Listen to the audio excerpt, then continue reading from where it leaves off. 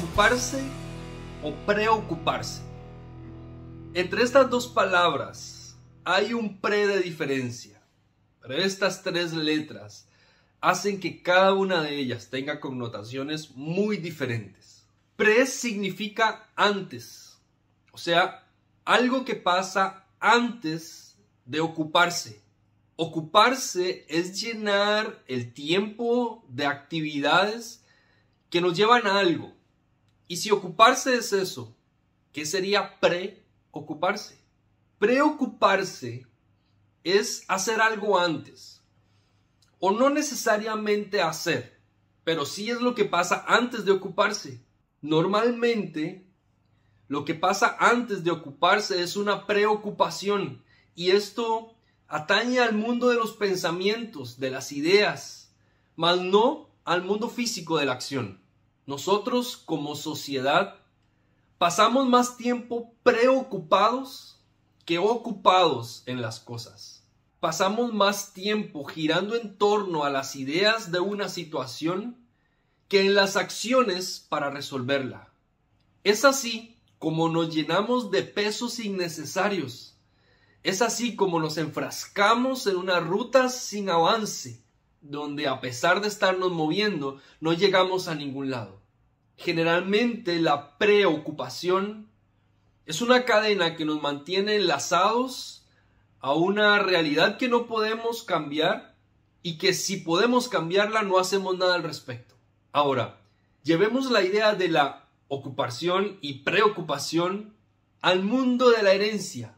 No estamos ciegos a lo que está pasando a nuestro alrededor. Vemos una realidad que nos preocupa. Injusticia, intolerancia, abuso, engaño. Vemos un mundo que está dando tumbos sin llegar a ningún lugar.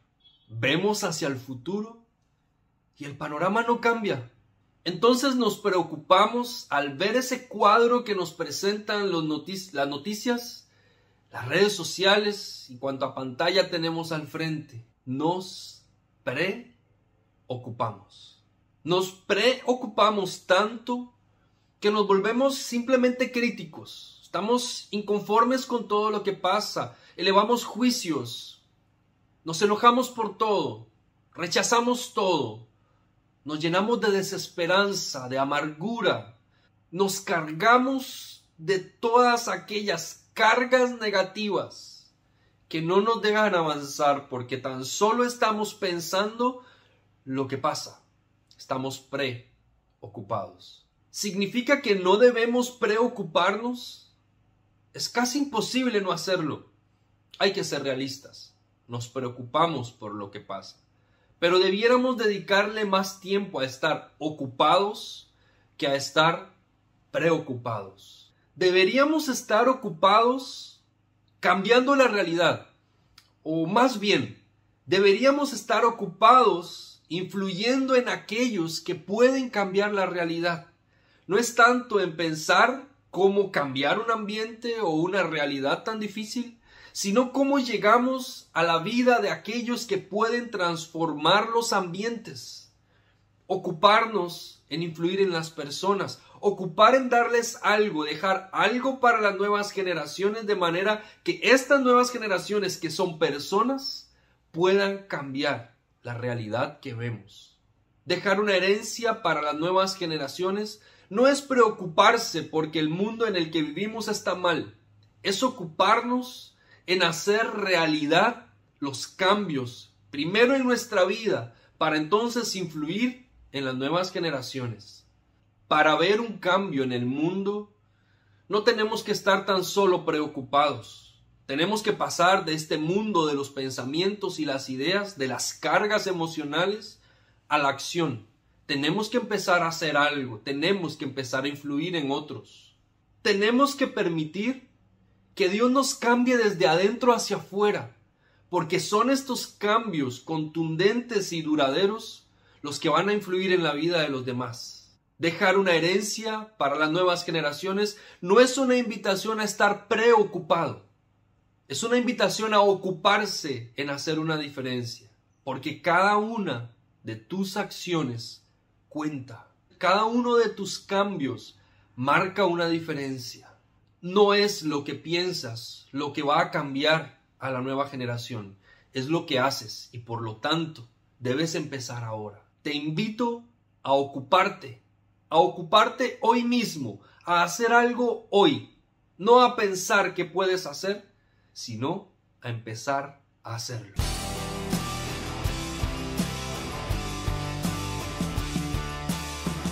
Al cruzar, Elías le preguntó a Eliseo: ¿qué quieres que haga por ti antes de que me separen de tu lado? Te pido que sea yo el heredero de tu espíritu por partida doble, respondió Eliseo. Has pedido algo difícil, le dijo Elías, pero si logras verme cuando me separen de tu lado, te será concedido. De lo contrario, no. Iban caminando y conversando cuando de pronto los separó un carro de fuego con caballos de fuego. Y Elías subió al cielo en medio de un torbellino. Eliseo, viendo lo que pasaba, se puso a gritar: Padre mío, carro y fuerza conductora de Israel. Pero no volvió a verlo. Entonces agarró su ropa y la rasgó en dos. Esta es una historia bien famosa de la Biblia de cómo se da el momento final del traspaso, digámoslo así, del ministerio de un hombre a otro, cómo Elías asciende y cómo Eliseo queda a cargo de una responsabilidad profética en su pueblo. Pero lo que quiero realmente resaltar en esta historia y en este caso particular es la responsabilidad que asume aquel que queda con una herencia. Es grandiosa la historia y aprendemos mucho sobre ella. Hay muchas aplicaciones que hemos hecho de esta historia, pero quiero que piensen en el tema de la responsabilidad. ¿Qué pasa con aquella persona que asume una responsabilidad? Este era un ministerio importante, muy importante. Y lo que Eliseo pide no solamente es recibir el ministerio, sino por partida doble. Y Elías le dice: estás pidiendo algo difícil.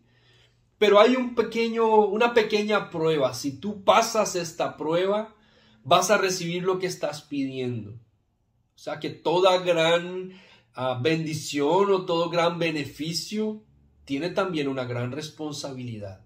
Y aquí le toca a Eliseo demostrar que él es la persona que puede asumir esta responsabilidad. Esta prueba final la tenía que pasar y evidentemente la recibió, la pasó. Recibió el beneficio, tuvo un ministerio sobresaliente después de Elías.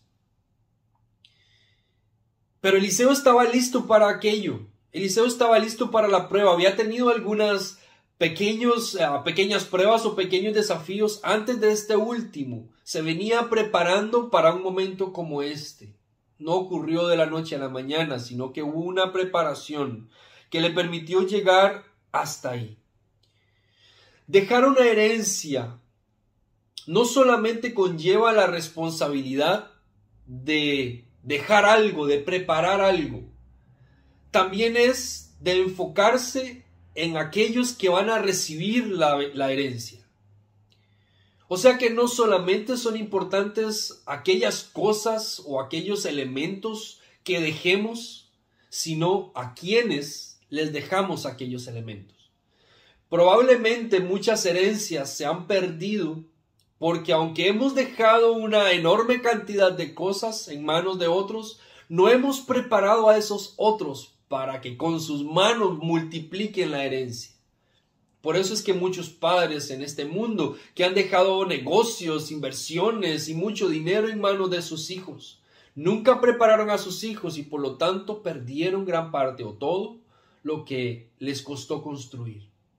Es tan importante que nosotros aprendamos esta lección, que aquellos que van a recibir la herencia que vamos a dejar, tienen que ser preparados, tienen que ser formados, tienen que estar en condiciones de recibir aquello que les vamos a dar, porque tenemos que entender que la herencia que estamos dejando no es cualquier herencia.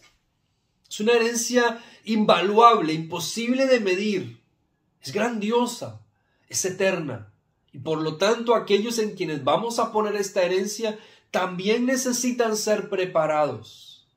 No solamente debemos ocuparnos en preparar esta herencia, que casi siempre y en torno a lo que significa este estudio, hemos estado aprendiendo de los cambios que tenemos que hacer nosotros. Pero no solamente son esos cambios los que son importantes, esa es la parte de la herencia que vamos a dejar. También es importante que nos ocupemos de las personas, de aquellos que van a recibir esa herencia. ¿Cómo tocamos los corazones de estas personas nuevas que van a heredar?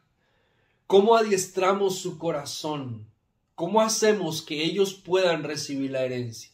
Nos tenemos que ocupar de eso también. Y no sé si a usted le llama la atención como a mí, que todo esto se me parece mucho a lo que la Biblia habla de hacer discípulos. La Biblia nos enseña que cada uno de nosotros tiene como parte esencial de su misión el hacer discípulos. Y el hacer discípulos es vaciarse en la vida de alguien más, es influir, inspirar en la vida de alguien más.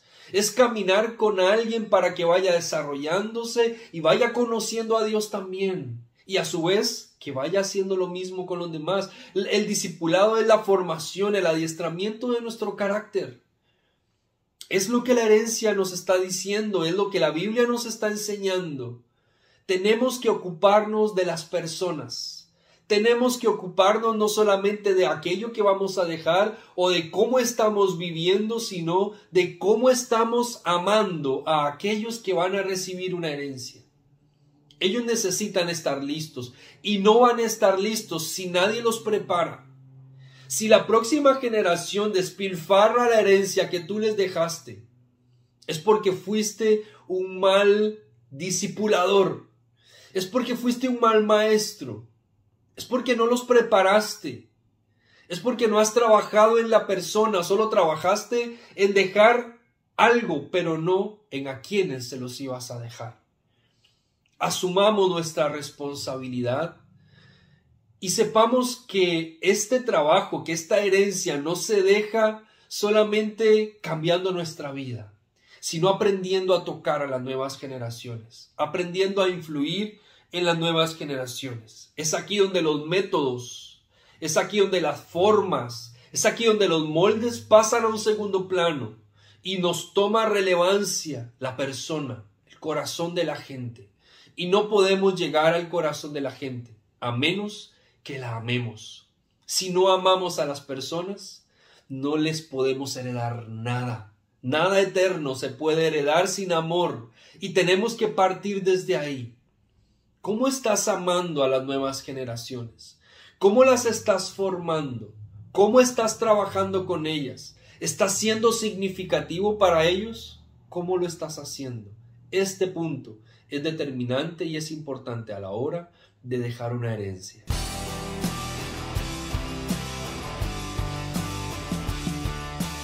Hemos dedicado las últimas 10 semanas de nuestra vida, incluyendo esta, para hacer un cambio de mentalidad acerca de lo que es la vida cristiana y, por supuesto, lo que significa dejarle una herencia a las nuevas generaciones. Hemos aprendido muchas cosas y, sobre todo, que tenemos que hacer cambios a lo interno. Hemos aprendido a tener cuidado de nuestras relaciones. Hemos aprendido que tenemos que servir a los demás. Hemos aprendido a compartir nuestra fe.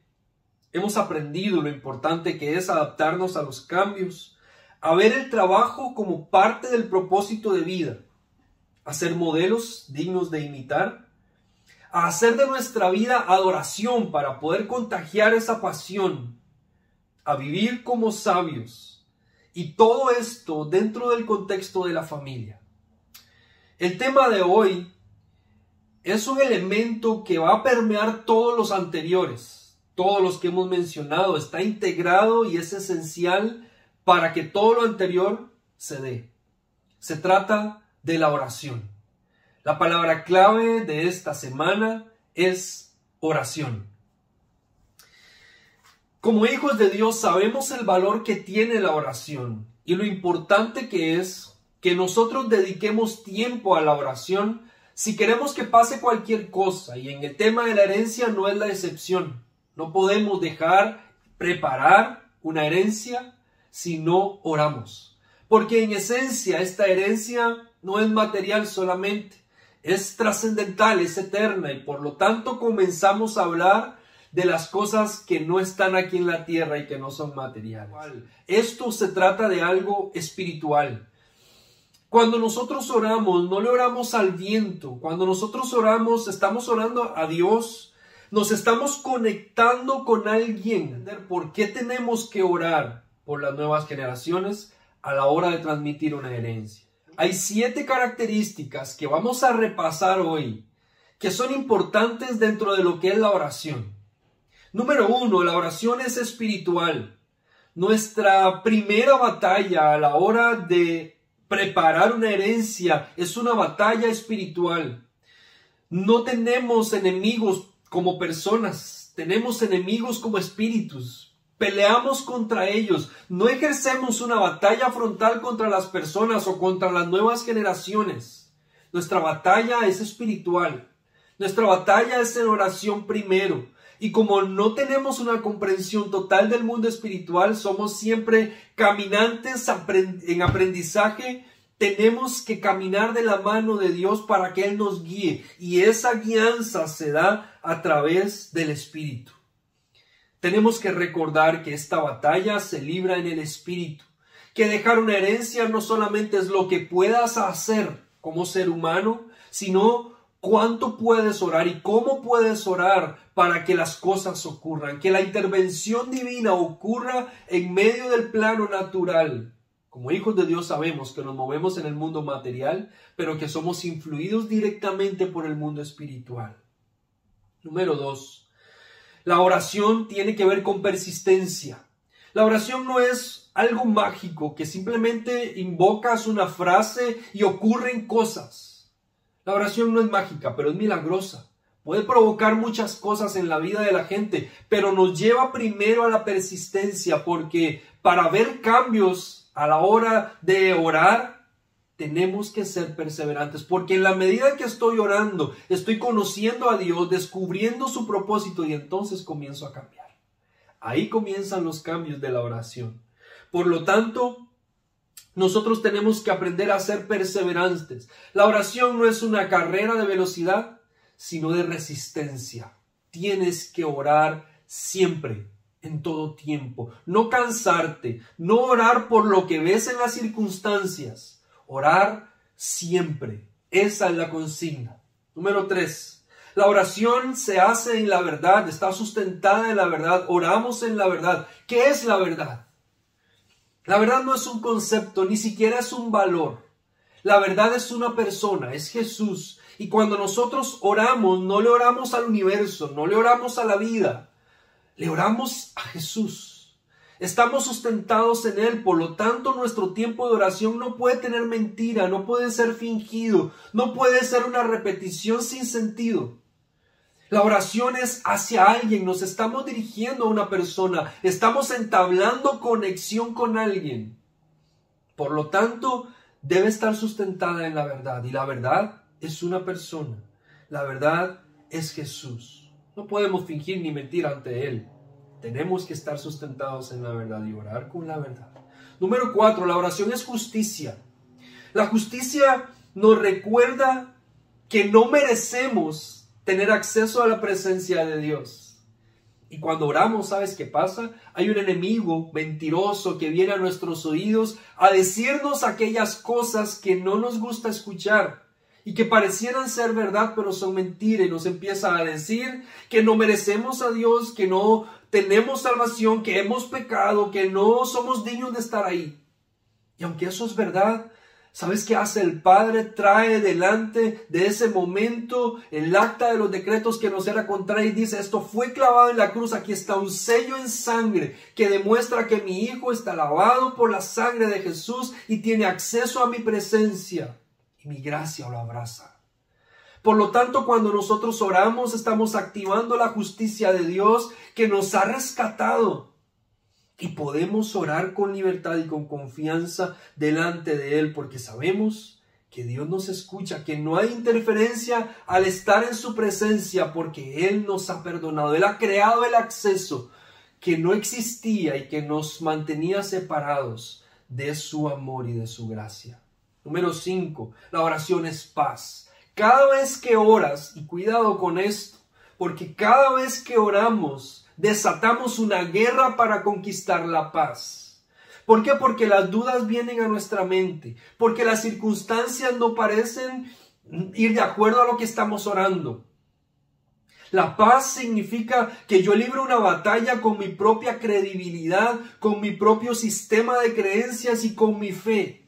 Y tengo que creer que Dios va a hacer lo que estoy pidiendo. Y solamente cuando yo deposito en Dios mi confianza, tengo paz. Y esa paz que me inunda a pesar de las circunstancias me mueve a mí a ir a otros a transmitir esta paz. Cuando hemos sentido paz real, queremos que todo el mundo la tenga y somos movidos a una acción. La oración nunca nos dejará pasivos, la oración nunca nos dejará encerrados en una habitación, nunca nos secuestrará dentro de una iglesia. La oración nos llevará, nos impulsará a la acción. Nos hará pasar de las palabras, de las ideas, a las acciones. Número 6. Tenemos que orar con fe. La fe es creer que Dios va a hacer. La fe es dejar de pensar que tenemos el poder en nuestras manos, que podemos hacerlo por nosotros mismos. Es poner la confianza en el que sabemos que sí puede hacer las cosas. Es estar seguros que cuando estamos orando, Dios nos está llevando a su perfecta voluntad. Es saber que cuando estamos orando, Dios nos está encaminando a la victoria, nos está haciendo conocer su voluntad, su propósito en medio de todas las cosas. Cuando oramos con fe, sabemos que ganamos al final. En medio de lo que atravesemos, el final dice que somos los vencedores, porque estamos del lado del que no conoce la derrota. Número 7. La oración es salvación. Porque cada vez que nosotros oramos, nuestra identidad es puesta a prueba y la salvación significa que nosotros estamos seguros de quiénes somos en Cristo. Y por lo tanto, cuando oramos, ejercemos nuestra identidad, fomentamos nuestra identidad. Somos hijos de Dios, por eso podemos orar. Cuando nosotros oramos, siempre vamos a ver que el enemigo trae a nuestra vida y a nuestra mente dudas, inquietudes y fragmenta nuestra identidad o lo intenta porque Él quiere que nosotros dudemos de quiénes somos en Cristo. Pero cuando nosotros venimos a Dios y permitimos que su amor nos abrace y oramos como debemos orar, con conciencia, con un corazón dispuesto, permitiéndole al Señor hacer contacto con nosotros y nosotros con Él, entonces nuestra identidad es afirmada y salimos de ese tiempo de oración fortalecidos, bendecidos, animados, con poder, porque sabemos que la oración hace un efecto, porque nuestra identidad es fortalecida, porque sabemos que Dios tiene el control y que somos sus hijos y que Él está operando algo perfecto en sus planes, aun cuando no son iguales a los de nosotros. Sin duda nosotros tenemos que orar. Sin duda, cuando tenemos que preparar una herencia para una nueva generación, tenemos que orar. Si no le ponemos oración a todo lo que hacemos, vamos simplemente a buscar estrategias humanas. La oración no es una estrategia humana, la oración es la conexión espiritual con Dios para causar un efecto en el mundo natural. Efesios 6:18 dice: oren en el Espíritu, en todo momento, con peticiones y ruegos. Manténganse alerta y perseveren en oración por todos los santos.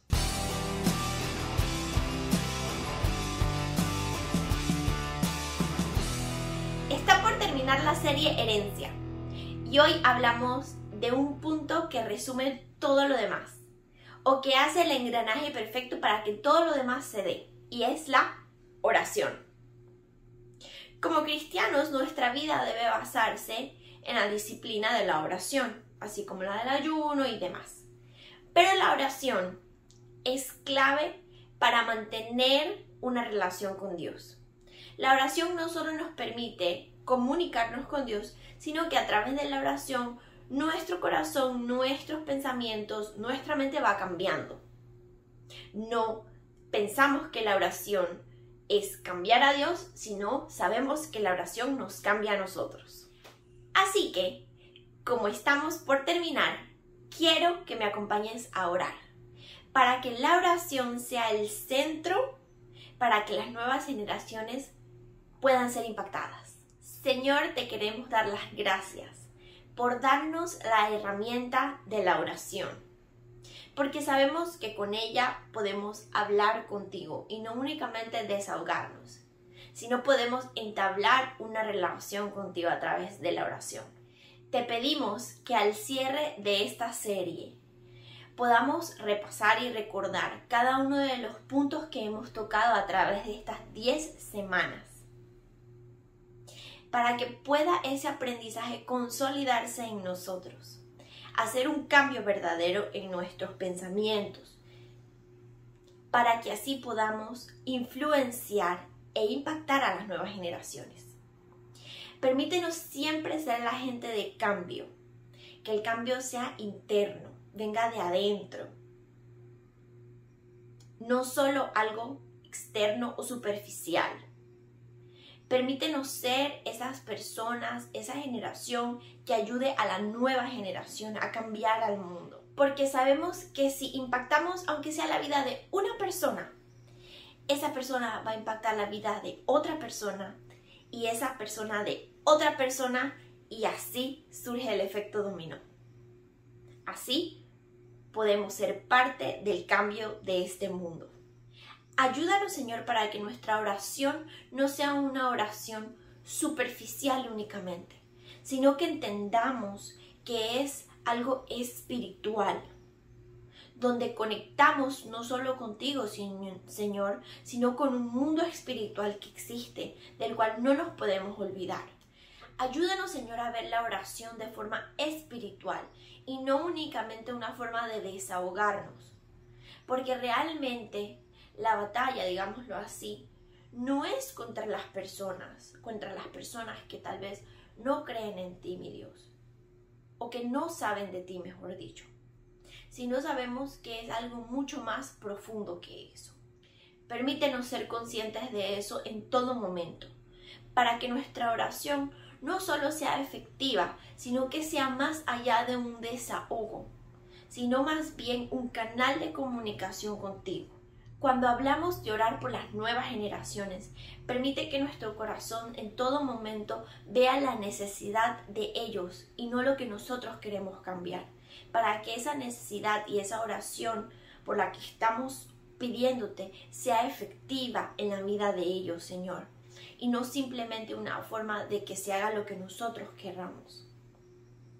Ayúdanos a entender que la oración o el orar por otras personas, por las nuevas generaciones, no es una varita mágica, no es algo para hacer en un momento determinado, sino es algo en lo que debemos ser constantes, en lo que debemos perseverar. Ayúdanos a perseverar en la oración, Señor, a que en todo momento veamos la oración como una herramienta que no nos sirve para cuando estamos bien o cuando estamos mal, cuando tenemos un tipo de situación, sino que es algo de todos los días, una disciplina que nos acerca a ti, que nos ayuda a ver tus pensamientos, a entender que tus planes son mejores, y no solo eso, sino que cambia la esencia de nuestro ser, mi Dios.